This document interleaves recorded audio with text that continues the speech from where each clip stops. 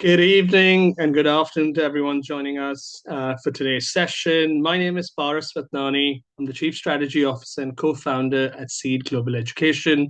We're excited to be partnering here today with the University of Minnesota Carlson School of Management and to talk to you a little bit about what careers in business analytics can look like. But before we do any of that, we're seeing several of you joining in. We'll give it a minute or two for everyone to log on.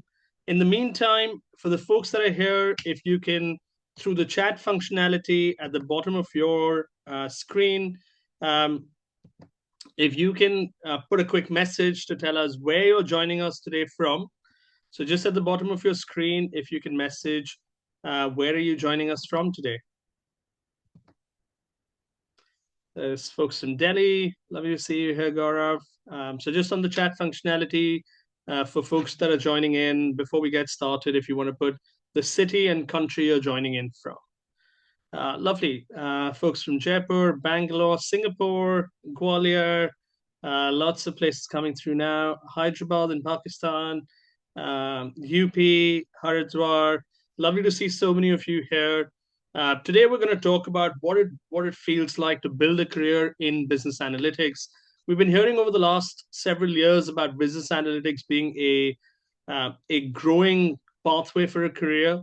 We've got three really strong alumni from the Carlson School of Management who'll share their experiences and also tell us a little bit more about their journey of where they've gotten to as well. In just we'll hold off for another minute or two. So for the folks that are here, welcome. We're excited to see you all here. If you can just post on the chat which city and country you're joining in from today. There's several folks from Mumbai, Chandigarh, Indore, Kolkata. Lovely to see all of you here. Um, in the next few minutes, what we'll do is we'll hear firstly from the University of Minnesota Carlson School of Management around what kind of program opportunities they offer. And following that, we're going to go into a panel discussion where I'll ask some questions that are most commonly on all of your minds, most likely, to folks that have gone through this journey. If you have questions in the meantime, as the presentation or the conversation continues, please use the Q&A section at the bottom of your screen where you can join the conversation from as well. So if you see a question, just a couple of house rules. If you've seen a question that you want to ask that's already been asked, please upvote that question so we know that question is more important to more of you. So we'll ensure that we cover that question as well. We're ready to get started. Just the first thing before we do that, I'm going to bring up a quick poll on your screens. We'll run this for about 15 to 30 seconds. Tell us what aspect of the Carlson MBA program are you most curious about? Are you curious about learning or what career outcomes and job roles it brings you? Are you curious about curriculum and technical skills that are taught? Are you curious about the capstone projects or the industry partnerships that Carlson has? The admission requirements or the student experience as well. We'll keep the poll on for a couple of more seconds. So if you can, very quickly on your screen, what aspect of the Carlson's MSBA program are you most curious about today?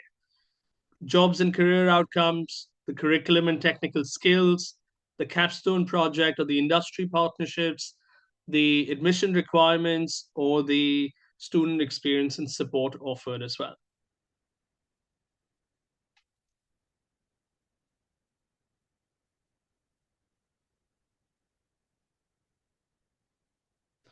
All right, nearly half of you have responded already. We'll give it another 5 seconds before we close out. Anyone would like to just add any answers to the poll? It's right on your screen.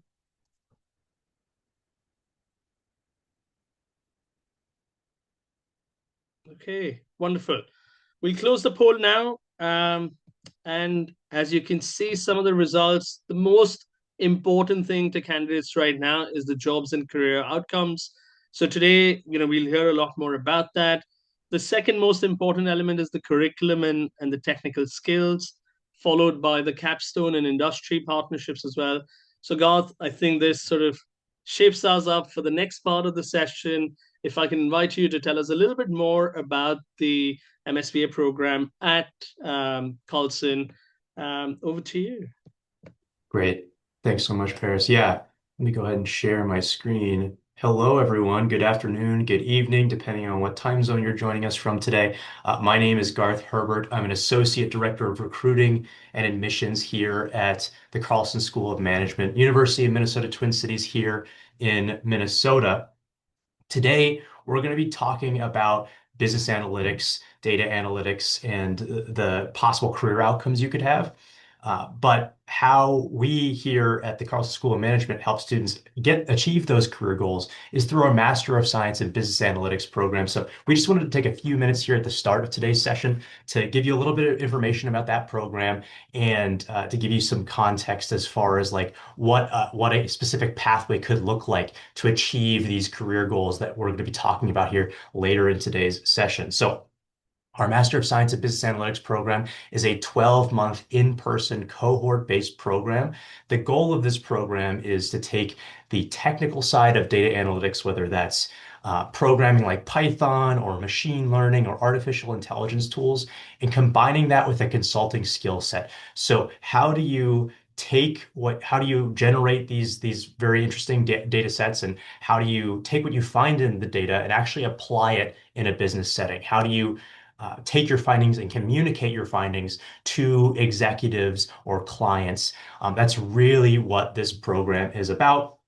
This is a STEM designated program that starts in the fall of every year. So the next opportunity to join this program will be fall of 2026.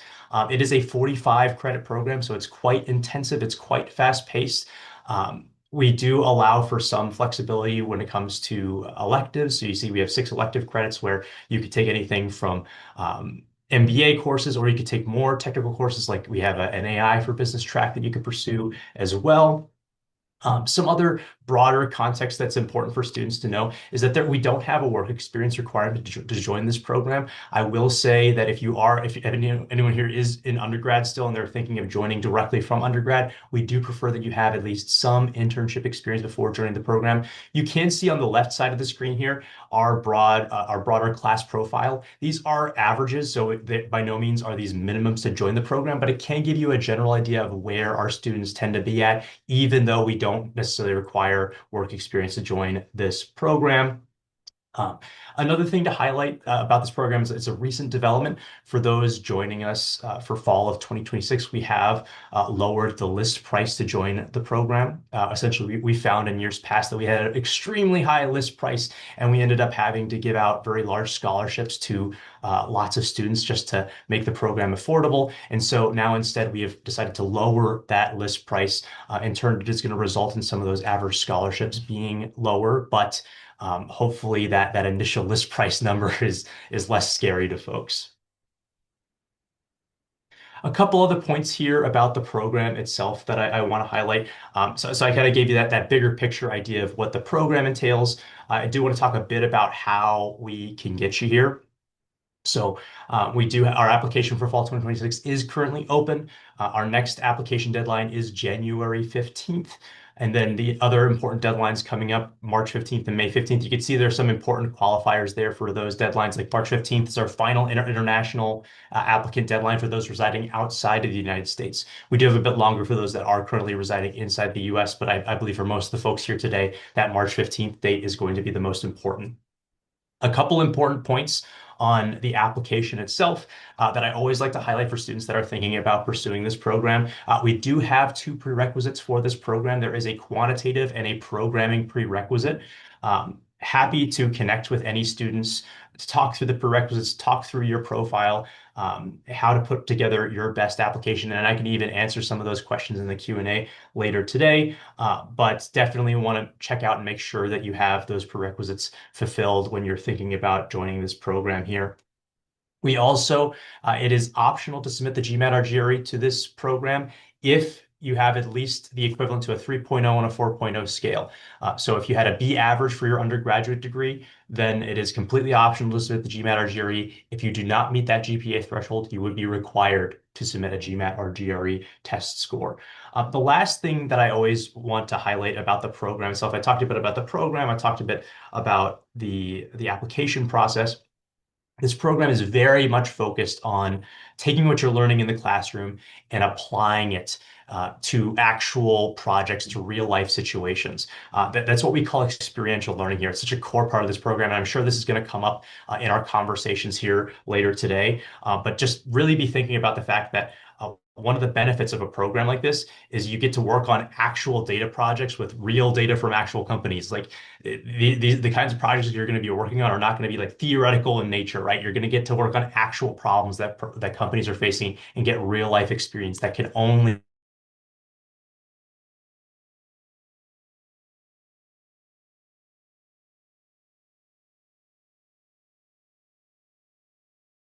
internet cut out for a second. So hopefully I'm still with you all. Apologies if that cut me Yeah, out there for a second. you're fine. Um, am I still good, Paris? Okay, cool. Hopefully it didn't cut me off there for too long. Apologies, everyone. So um, to wrap things up here, just really want to emphasize that this program is really it's like a short, efficient way to get a lot of really valuable knowledge and experience to pursue some of these amazing careers we're going to be talking about later today. I would highly encourage you all to all the schools that you're considering, all the different programs you're considering, reach out to people like myself and my counterparts at other institutions. Talk to alumni and students from all of these different programs to not only learn about the technical aspects of the program, the curriculum, what kind of career outcomes you could have, but also to just to get an idea of what the experience is like itself. Because something we really like to emphasize here is we want our students to grow as academically, we want them to grow as professionals, but also we want our students to grow as people as well. So I have here on the screen msba@umn.edu. That is the program's email address. I'll also be posting my direct email address later in today's session. So if anyone wants to reach out, get connected, talk about our program here, talk about your profile, I'm always happy to do that. And with that, I'll go ahead and pass things back to you, Paris. Lovely. Thank you, Garth. Um, Thank you for that presentation. Really helpful and insightful. Hopefully, for the folks that are on this call, this gives you a brief scenario of what pursuing a program like the MSBA at Carlson can feel like. Next up, what we're going to do is if I can invite my three panelists from the school. We've got Pankaj Nandal, who's currently at um, who's currently at American Express. We've got Anshu Mehta, who's the manager of advanced analytics at Walmart. And we've also got Jasmine Jass, who's the data scientist at Wayfair. Welcome to all three of you. Excited to have this conversation here. In your own words, and we'll go to each of you individually. Anshu, we'll start with you, then Pankaj you, and then Jasmine will finish with you. Just tell us a little bit about your background, what you've done previously, and what do you do right now? Anshu? Yeah. Hi everyone. So I completed my bachelor's in chemical engineering from India from NIT Jaipur back in 2020. And I worked almost for close for 4 years in India. I worked across different industries, starting from manufacturing lines industries, and I worked in the cement-based industries. I worked in analytics and sales and operation planning domain. And from there, I decided to pursue my master's in business analytics because it was a great career jump for me. I wanted to do my master's. I want to learn, and Carlson provided me the best platform and best experiences to enrich all my knowledge, experiences, and also some of the AI courses that it offers. And from there onwards, I got into Walmart. My role currently is manager advanced analytics, and it is majorly into inventory capabilities. And we'll talk more about this when it comes to my chance. But yeah, happy to talk to you all. Wonderful. Thank you, Anshu. Pankaj? Yep. Thank you. Hi everyone. So my name is Pankaj. So I also completed my undergrad from India, from NIT Kurukshetra. Then I worked for 6 years across different industries. So I started with Optum, then moved to McKinsey for some consulting work, and then I joined American Express in the financial services. And then I decided to pursue masters from MSBA Carlson.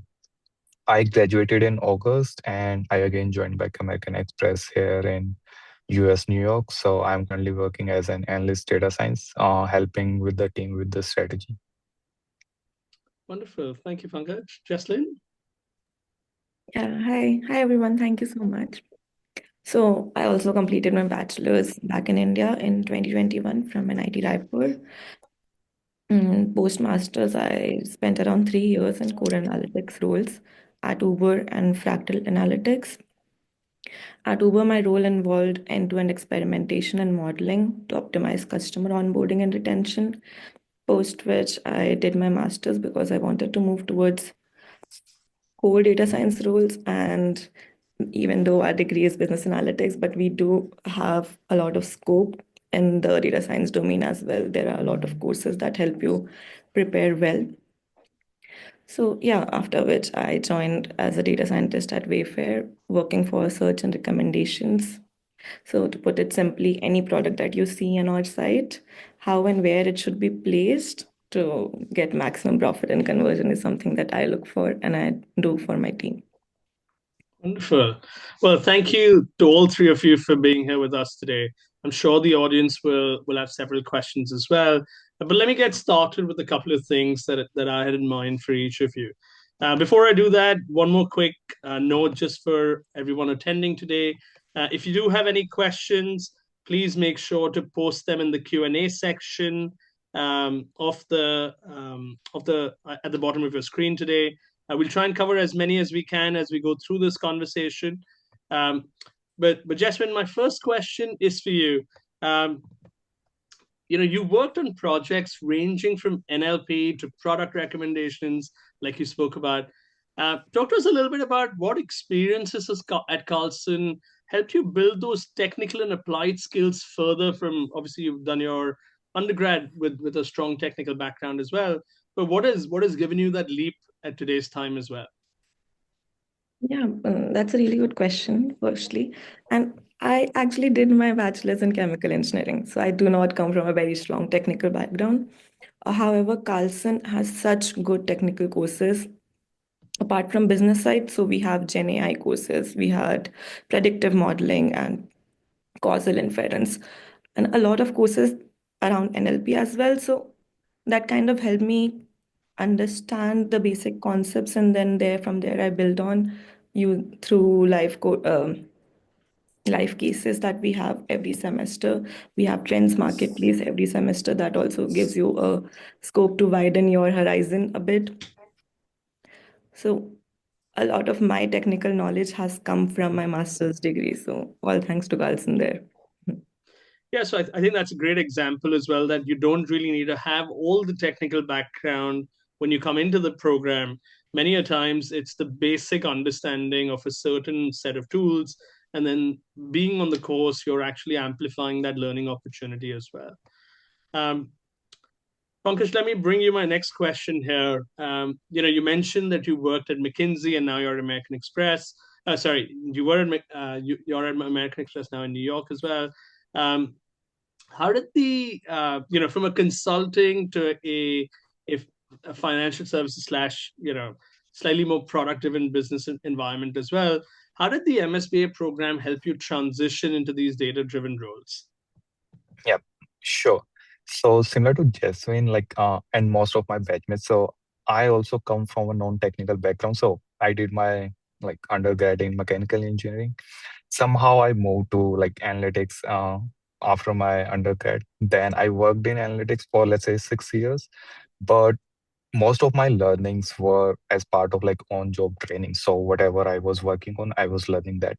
But I wanted to get in-depth knowledge of analytics, and that's why I chose MSBA, because the program itself covers everything. So whether you have experience in analytics or not, it covers from the basic stats to advanced machine learning and AI concepts that are currently used in the industry wide. And so that really helped me get a good understanding of all the different concepts that are being used in the industry, and especially the ELP project during the last semester. That gives you the exposure to work on real data with real clients. that really helped me transition into my current role from what was a reporting role to a more like strategy and product focused role here in US. Wonderful. So I think it also allows you to take that um, the ideology into practice and making that more practical as a part of as you go on as well. Anshu, my next question is for you.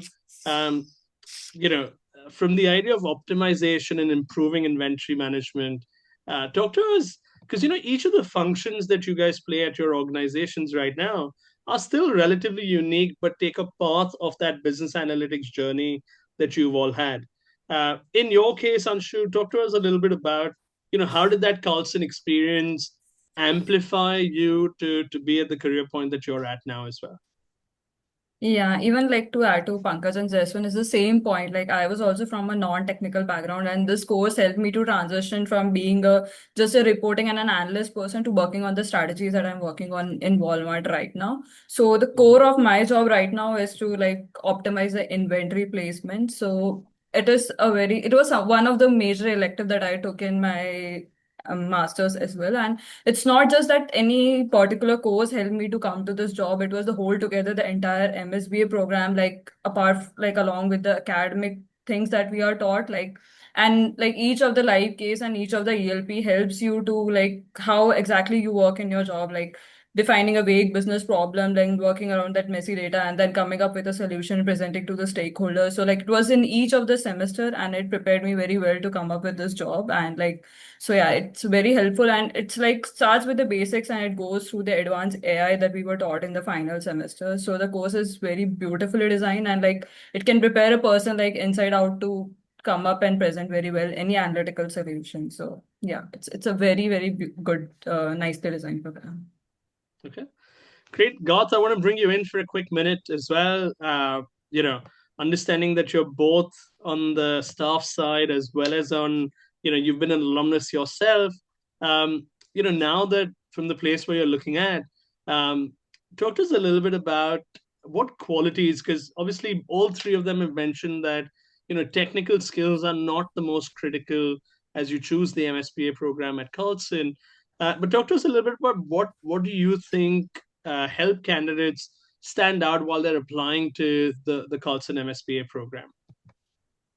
Yeah, that's a great question. Thank you for that. So the thing that immediately comes to mind for me, and this is something that I was actually just having a conversation with Professor Mo Chen a couple weeks ago here, and I'm sure everyone in the call remembers Mo Chen quite well.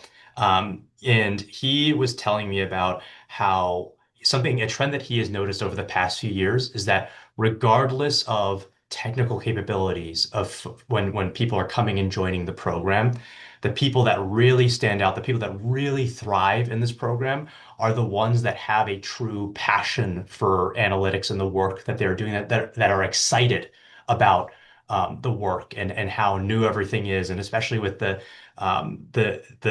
relatively new introduction of AI into this space too, like people that can and this would be the case for really any program you're considering, but especially for our program here. If in your application you can show that passion, like talk about why analytics excites you, talk about what kind of plans you have for your career, talk about like a personal project that you've worked on in your life where you've solved a problem with data, like all of those aspects can kind of quantify and show that passion you have for the field. And exactly as everyone's been mentioning here, that's regardless of what kind of degree you have or what kind of technical experience you have in your background. So that's the first thing that immediately comes to mind is definitely that drive and that passion.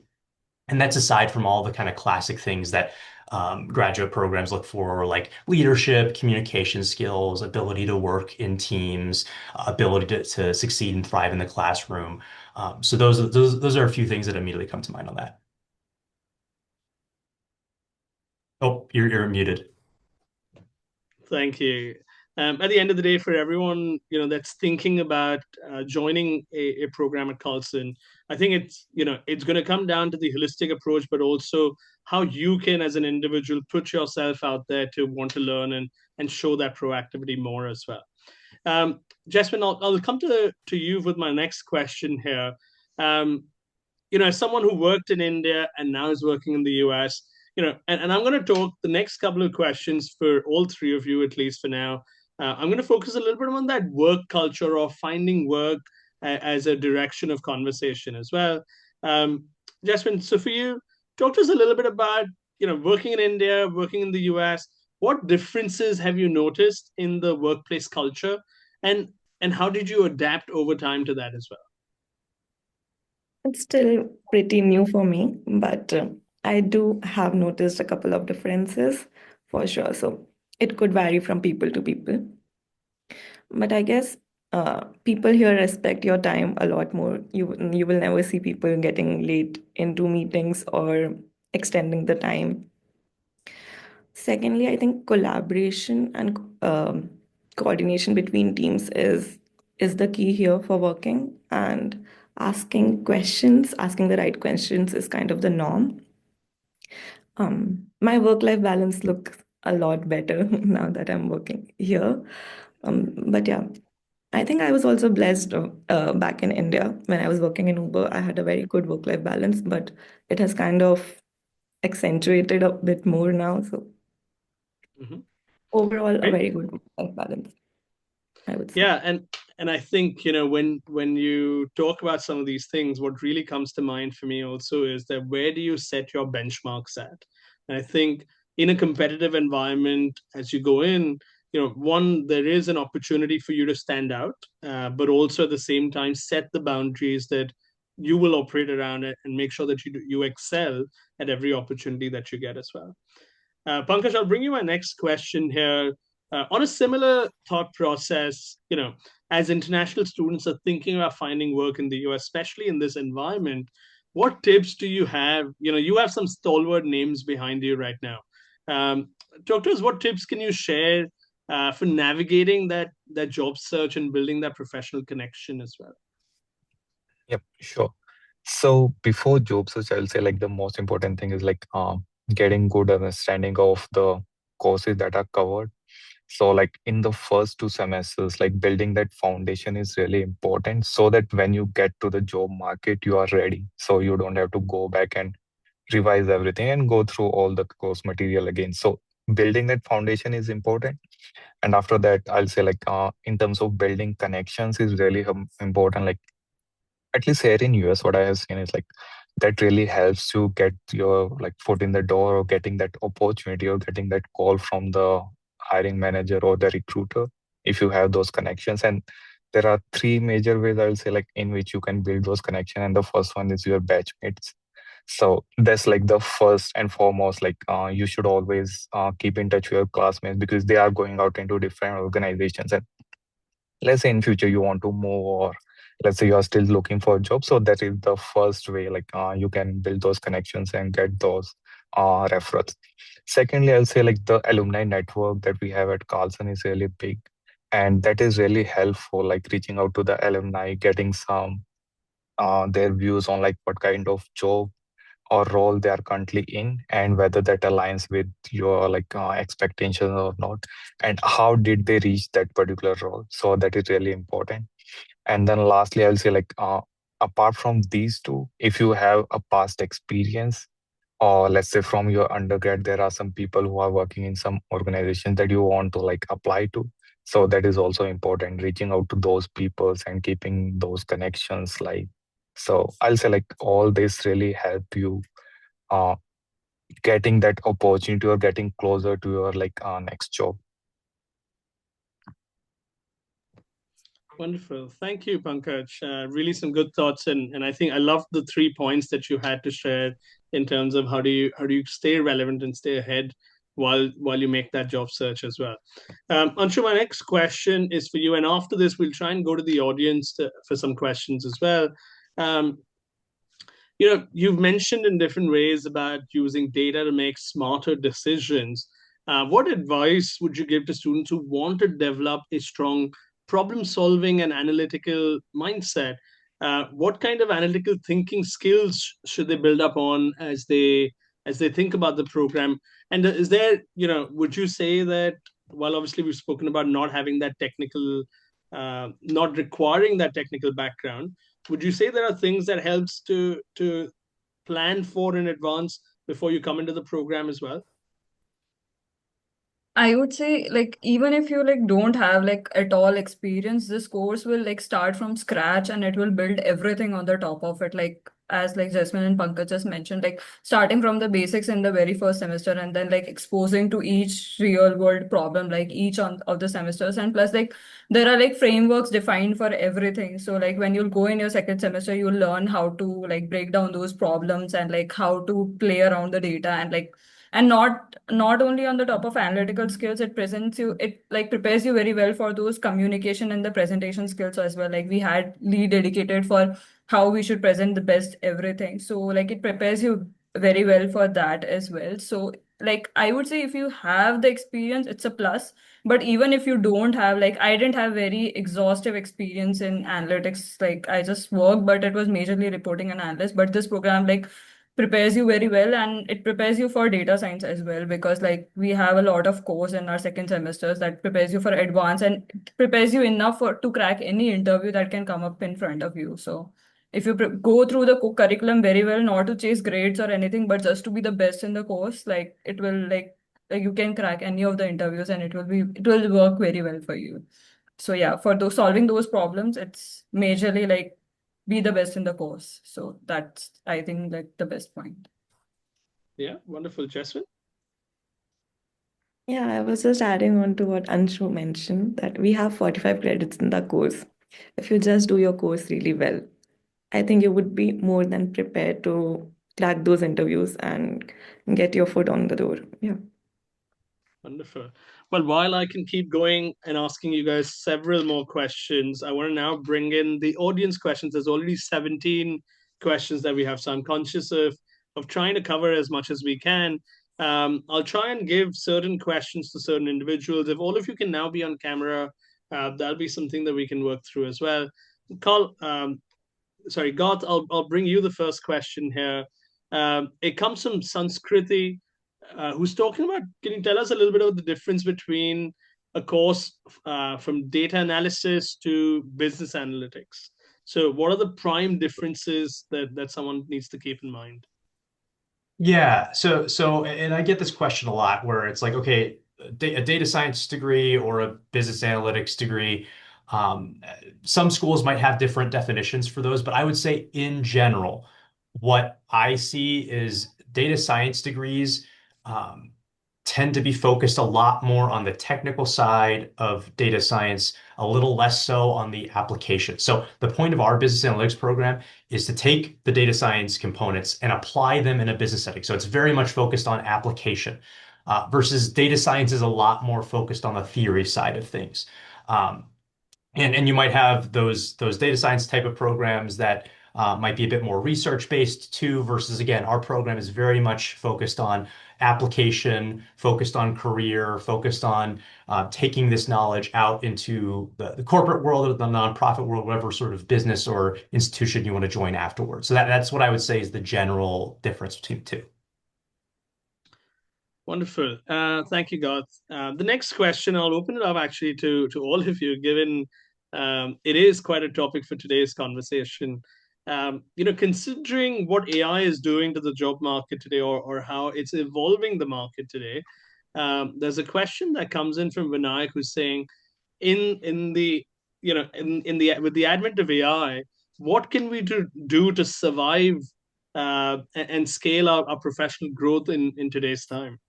Um, Anshu, do you want to take that one?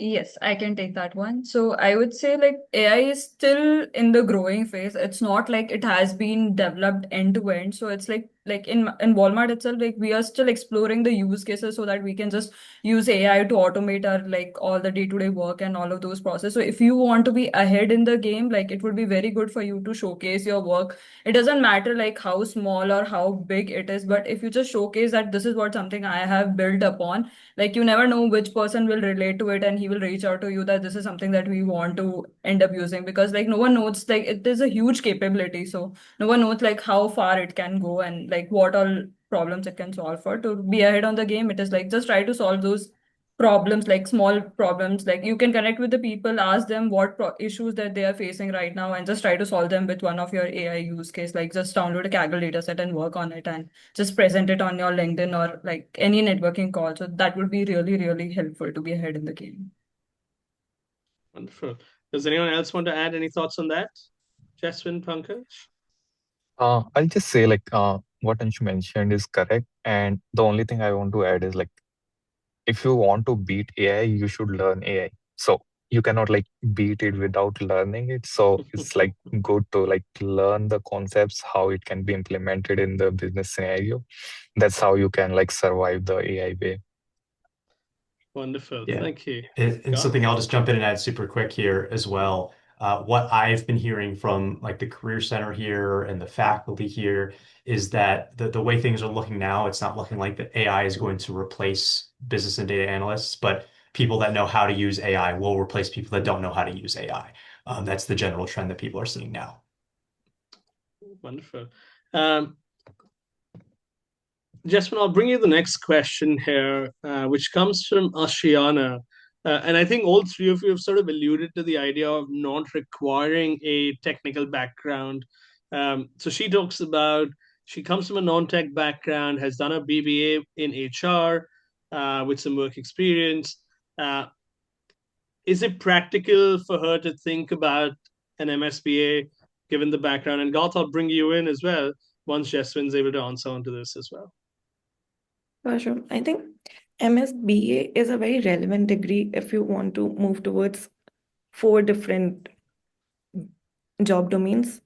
I would say data analytics, product analytics, business analytics, and data science. So how Carlson's course is placed is that we have 45 credits which start from the base. Like in the first semester, you will be learning Python, SQL, and a lot of basics, and then it gradually move towards more technical side of things. There are other MSBA degrees which keeps everything at a business analytics scale. If you do not want to move towards a technical side of things, there are degrees that would help you be more equipped in the business analytics side. If you want to move towards the technical side of things, I think Carlson is the best degree that I have. I had explored like 7 or 8 universities, but the kind of coursework that Carlson can provide for you, if you want to be in the mix of business and technical side of things, Carlson was a standout for me in that regards. But yeah, MSBA degree can open doors in a couple of different domains, which is something that you can explore on your own. Yeah. Wonderful. And Garth, let me bring you in here and I'll sort of evolve a little bit of the question for you as well. We've spoken about someone coming from a non-technical background and this sort of being suitable for them as well. Talk to us also on top of that, are there any basic skills that they should work on before they start pursuing a MSBA? Yeah, and that all really great points that Jeslyn brought up just now. And I think I'll add to the reason why we have set up the prerequisites the way that we have is so students that are coming from that HR background degree can apply to this program. We just have to ensure that every student that joins this program can succeed in the classroom. So they have to have just a baseline level of technical capabilities. That's why we have the quantitative prerequisite in place. That's why we have the programming prerequisite in place. But that means that there is no required undergraduate major, right? You don't have to come from a computer science background to join this program. But I think especially for anyone here who's joining us that is coming from a non-data analytics background, that's why, kind of going back to what I was mentioning earlier, it is so important that you can present that theory of the case in your application, right? Like explain, okay, your background's in HR. Well, why are you interested in business analytics? Why are you interested in this data analytics world? Being able to explain that to schools as you're going through this application process will not only help you with the graduate school application process, but also when you're applying to jobs too, because this is talking about your background and why you're making this pivot is also going to be a key part in your networking efforts and in your job application efforts. So definitely encourage you all to be thinking about that, especially those of you here who are from those non-technical backgrounds. Wonderful. The next question, Pankaj, I'll start with you and Anshu and Jasmine, please feel free to add on as well. And the reason, I'm giving it to you guys is because I think there is an authenticity of this for this answer that I'm looking for as well. Talk to us, how does, and this questions come from Shahul and Archana, and there's a mix of a few other people asking this as well. Um, One is, how does Carlson help students find internships, jobs as a part of that process? But also, what support was available for international students in particular? Okay, so being an international student, yeah, I think we all are international, so we can answer this. So, especially like in terms of the support that Carlson provides, it's like there is CBCC that continues to like prepares you. Like when you come to, let's say, Carlson, in your onboarding, from the day one, they starts preparing you for your like life ahead after Carlson, like what type of roles you are looking, what type of companies you are looking for. So there is a planned pathway that you need to follow from first semester to second semester to last semester, how that journey will look like. They will show you like on day one. And the CBCC always keeps you updated, like what you need to do in order to like stand out on your job applications, how you can build your resume, how you should like prepare your like speech when you are like going for any interview or like you are talking to a connection. So all that support is provided by CBCC like throughout the year. And even after you graduate, that support stays with you. So even let's say I am graduated, I want to go back to CBCC to like ask some questions, and let's say I want to move to a different organization, that support remains with you. So they help you during your like Carlson journey. And even after you have graduated, you can reach out for that support. They continuously like share webinars that can help you like prepare for the interviews. They uh, conduct different like similar to this session, they conduct different sessions where professionals from different background are coming in, share their views and share their like journey with you. That can really help you like understand like how did they achieve what they have, and how can that be related to your like aspirations. You are on mute. Sorry, twice today. Yeah. Jasmine, unsure, any of you would like to add on? Yeah, I would like to mention, yeah, I would like to just mention that, yeah, CBCC has been a great resource. And along with that, CBCC also hosts like a lot of networking events. So like that's really helpful to like get along with the alumni, know them in person, and like other professionals from other companies as well to build those networking connections. So that is also one of the great thing that CBCC hosts. And it's very proactive for you to connect with any alumni. If you are interviewing with any company, they'll just reach out for you on the behalf of you, and like they'll just connect you with them. And so that's also a very helpful thing that CBCC does, along with all the things that Pankaj has mentioned. So yeah, CBCC is a great resource that works very well. Great. Jasmine? I think I was going to say all the things that Anshu just mentioned. It's just Yeah. that so Carlson's program is one of the oldest MSBA programs in the. So what that does is that they have a very strong network throughout the US, and any company that you would be interviewing for, if you just reach out to CBCC and say that I'm going to interview for this company for this role, do you know anyone? And they would instantly have some people who they would connect you with, and that kind of helps the base for you. And then rest is on you, how you network and how you build those connections. But yeah, CBCC really, really helps. Great. And just to jump in and clarify very quickly, Paris, when we say CBCC, that's our career center that we have here for the MSBA program. It's an acronym that we use all the time, and as someone in higher education, I know that we can get lost in the acronym. So I just wanted to be sure that everyone realized what that meant. Wonderful. And Garth, I'll bring you the next question on this as well.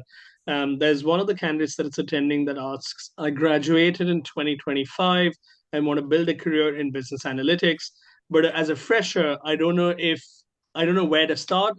And does having work experience become important given, that they've seen that all the three candidates here today, all the three alums, had some prior work experience as well?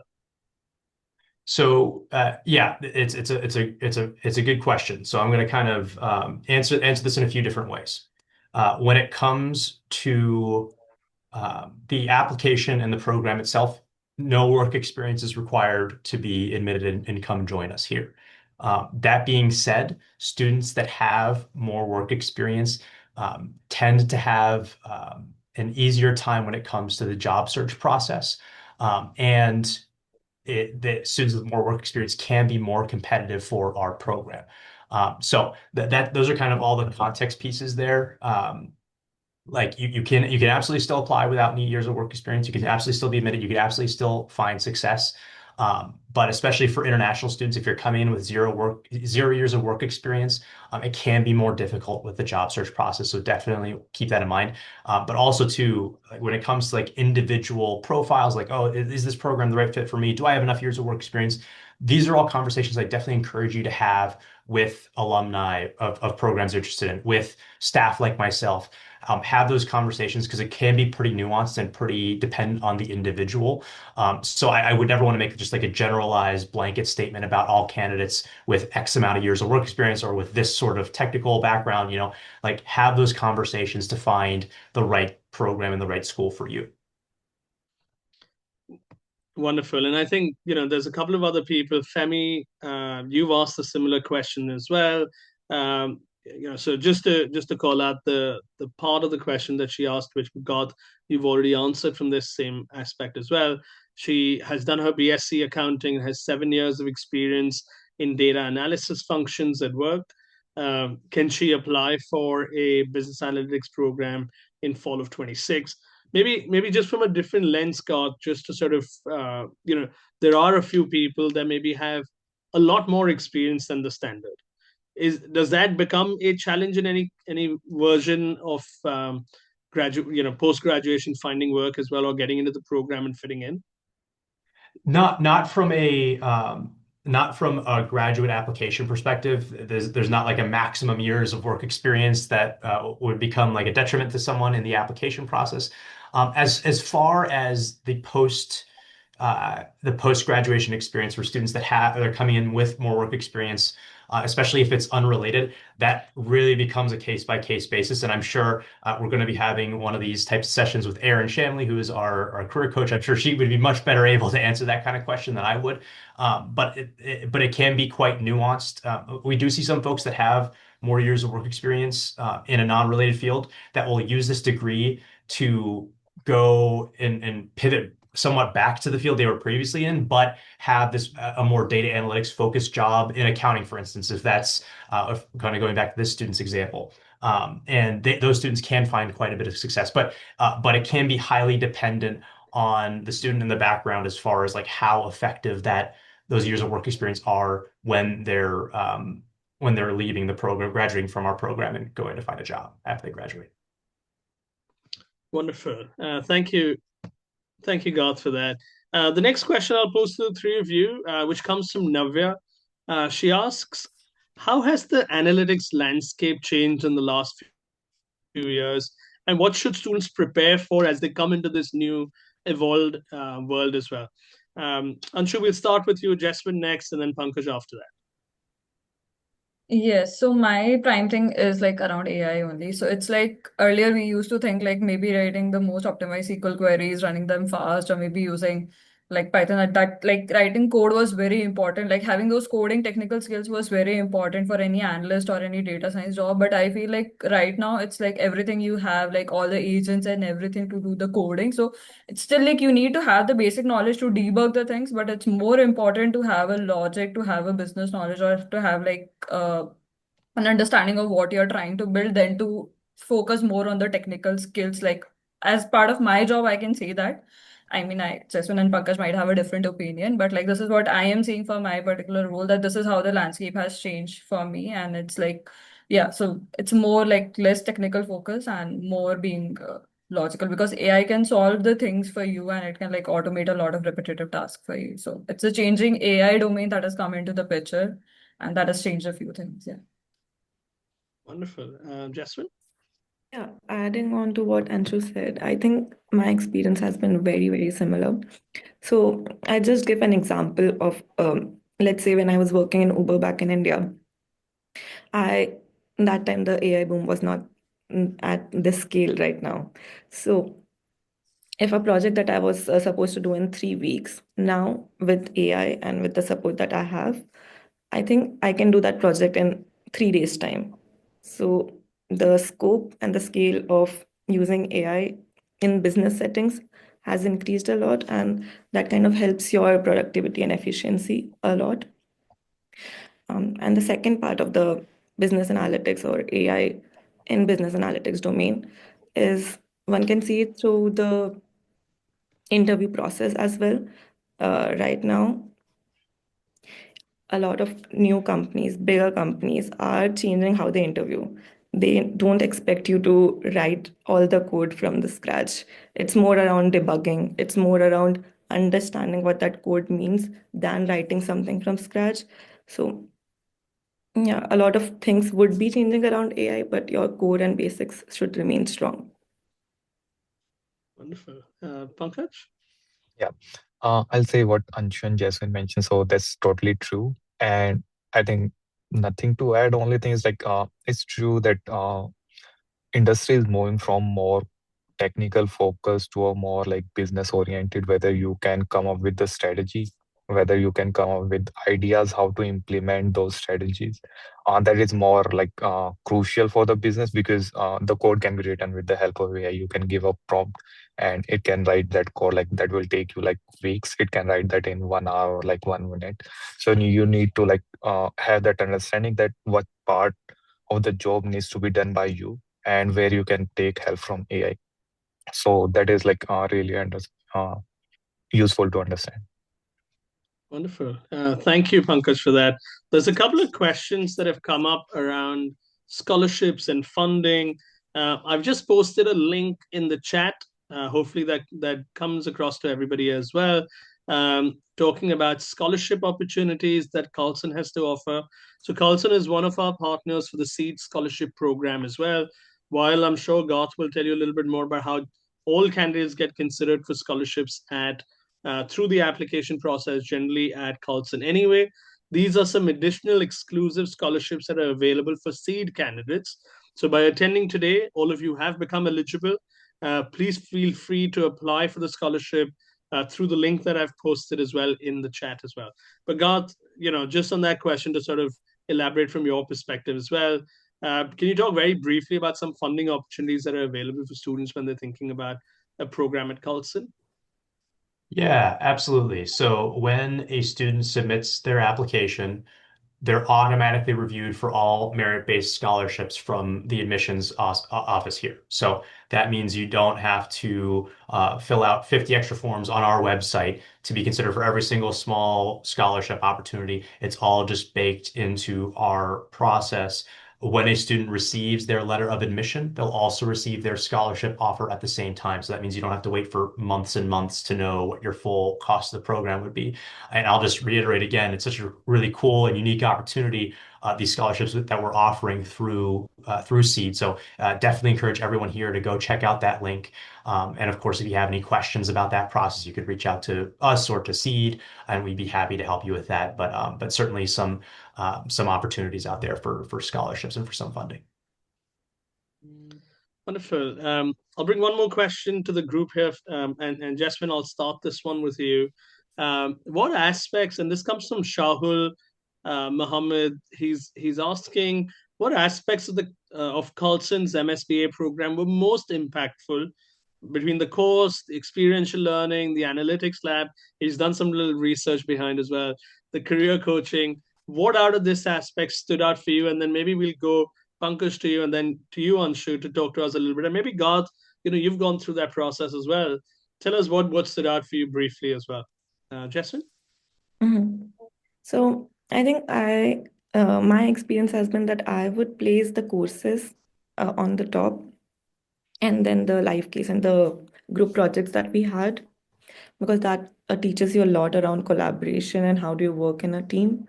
And then I think CBS, CBCC, which is the career center. So for me, the courses stand out the most because every semester we had two, three courses. That was the only thing that I used during my interviews. I did not use any other resources. So the courses were more than enough for me. So yeah, Wonderful. that's my 2 cents. No, great. Pankaj? Yeah, I'll say the courses, obviously, like those are the first and foremost. And especially like Sean, the way he teaches stats, like that stays with you for life. And Professor Mochan, I think everybody loves Professor Mochan and Professor Chen Song. So the way they teach the courses, they really stand out, and that stays with you. That helps build on the learning side, and also let's say in future as well. If you want to switch careers, you can always refer back to that material and those recordings. So they stay with you. So that's really impactful. And apart from that, I'll say the group projects, especially they help you work in a team. So that team building aspect is always there. How you can contribute in a group setting, that is a great learning. And last, the ELP project, along with the group learning, how you can work in a real scenario, working with real clients, that always helps. Wonderful. Anshu? Yeah, I also have like the same order that Jaswin has. Like courses definitely stands out because they are very technically depth. They are taught beautifully. The assignments are designed like for you to grasp them very well. And second is ELP. Like ELP stand out to me because my ELP was with like a very good client, like it was Fortune 500 client. So like, and it exposed me to an AI capabilities. Like I was exposed to that during my curriculum itself. So like how you can implement that and like how you can learn about what they are doing right now and how you can come up with a solution. So that was also a great learning for me. Like ELP also stand out to me. Yeah. And CBCC is definitely like you cannot move without CBCC. Like they are there like on each and every semester on each of your step to prepare, to network, to help you collaborate with the people. So yeah, these three things definitely makes Carlson stand. Like did stand out for me when I was choosing among all the universities. So yeah, that was the one. Wonderful. And Garth, as you answer about this, maybe also add on, I'm just conscious of time here. Maybe also add on about the GMAT requirement as well. There's a couple of Sure. questions that one has come from Tejbir and one from Praise. Just talk about, is GMAT required? And if not, at what part, if someone's taken the GMAT, how does it help? Yeah, absolutely. So as far as like my status as an alum, I graduated from the MBA program, so not there's certainly some overlap there, and I think in particular the CBCC was what stood out with my experience, just because just the fact, and it was such a small little fact, but like when I was in the program, I would get like a random email on like a Wednesday evening saying like, "Hey, I saw this job opening and I immediately thought of you." You know, like the fact that we could have these closer relationships with our career coaches and we have these smaller classes. We're not just like a number, a name on a list, right? They get to know you and they can really support you through the whole process and even after you graduate too. So transitioning to your other question about the GMAT or GRE, if you have a cumulative undergraduate GPA of at least a 3.0 on a 4.0 scale, it is optional to submit the GMAT or GRE for this program. And so I know a lot of you might not have a 4.0 scale out there, so it's the equivalent to a 3.0 on a 4.0 scale. So if your undergrad institution considered you to have a B average, a B letter grade average, whatever your GPA scaling was, that will be sufficient for our purposes. If you're not sure whether or not you qualify for this to be optional, you can always reach out to me. I'm happy to clarify that for you. But that's kind of the default. And when we say it's optional, it truly is optional. So like we will never hold it against a student if they choose to not submit an optional item. The only instances where I've talked to students and I've encouraged them to think about doing a GMAT or GRE even when it's optional for them is like I encountered a student who had met some medical issues during their undergrad, and so they really struggled the first few years of their undergrad experience, but then they turned things around and they landed right at a 3.0 when they graduated. But they explained to me that looking back, they really thought that that undergraduate performance is not a good reflection of their current academic ability. So I'd say if you're in that sort of situation where you don't think that your undergraduate performance is a good current reflection of your academic ability, that's when you might consider taking a test. But of course, I'm always happy to talk through all that with you and kind of talk through that whole situation if you have questions about that in particular. Wonderful. So the GMAT is not mandatory if you have a 3.0 out of 4 or higher. If you are applying for scholarships, that is one case where at Seed, we recommend you to take a test because that will help you stand out of that process while you're being compared to several others with similar grades and background as well.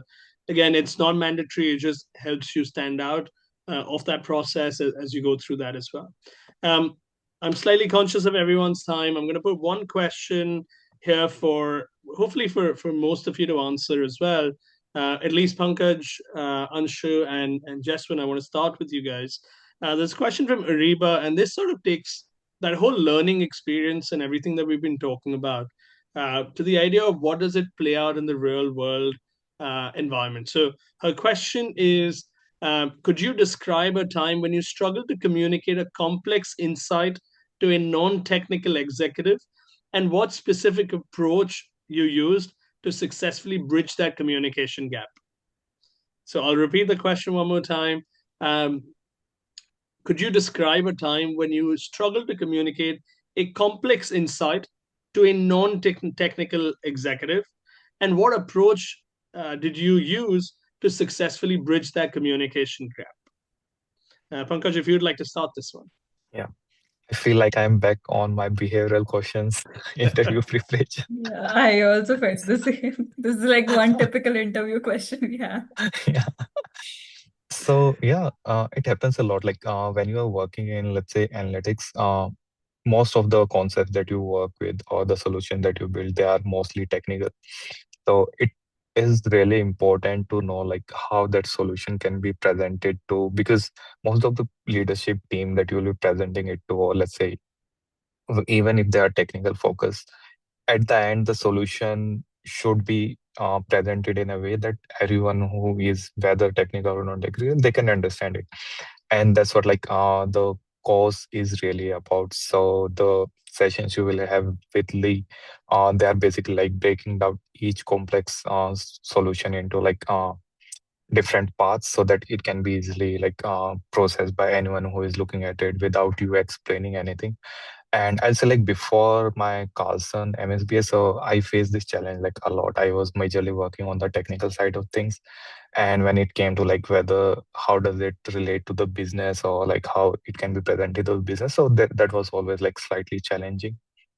But during the course and after completing your MSP, you will feel like there is a big change and you can like easily like showcase the work that you are doing really well without any challenges to either technical or non-technical people. Was there an example, Pankaj, that you wanted to talk about that you specifically encountered? And for the other two, Uh, I want you guys to think. You've had a head start of time to think about that as well. So please feel free to I'll share something say in specific. in terms of examples, like initially when I presented my like the first live case that we worked on like in the first semester, so it was really challenging. Like when we so what happens is you are given a live case, you present a presentation on it, you present it to Lee, and then Lee gives you feedback for before submitting it for the final presentation. So during that presentation, we were just talking about the technical concepts. So which equation is used, which technical method is used here, and we were less focused on the business implementation. So Lee went through us like through the entire presentation for that 1 hour session, and he explained like why this makes sense and why this does not make sense, or how this can be presented in a more better like manner so that it is easier for him to also understand. So Lee comes from a non-technical background. So although he has been with the Carlson for 10 plus years, so he actually understands like whether what you are presenting that makes sense or not. And those experiences will like always help you. Wonderful. All right, Jasmine, if you want to go next. Yeah, sure. So I think how I usually, and any analytical professional would know that you are usually communicating your insights to a non-technical stakeholder or to a non-technical leadership. And how I usually get a buy-in is I do not present my insights in technical terms, but towards business outcomes on what is it going to achieve for the business, and not just in terms of numbers, but the impact. Um, Now if I want to talk more towards a technical solution or a modeling solution.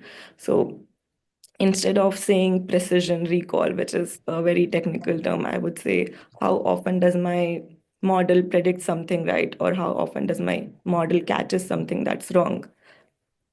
So breaking it down into simpler terms, which is still delivering the technical side of things, but in a plain English format. That Yeah. helps.